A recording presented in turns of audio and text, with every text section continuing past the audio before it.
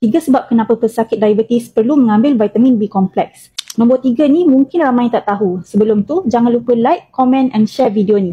Yang pertama, mereka yang ada kencing manis ni sering dikaitkan dengan keletihan yang melampau disebabkan oleh paras gula darah yang naik turun, rintangan insulin dan kesan sampingan ubat.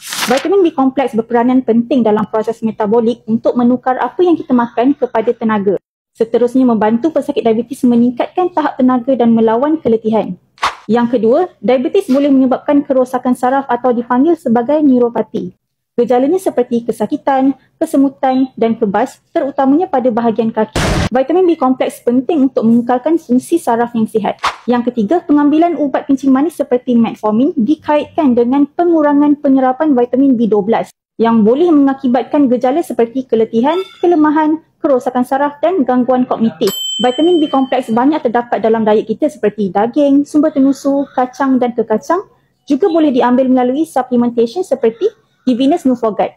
Ia bukan sahaja mempunyai vitamin B1, B6, B12 dan asid folik, malah ia mengandungi alpha lipoic acid yang merupakan antioksidan yang kuat untuk mengurangkan tekanan oksidatif dan meningkatkan sensitiviti insulin.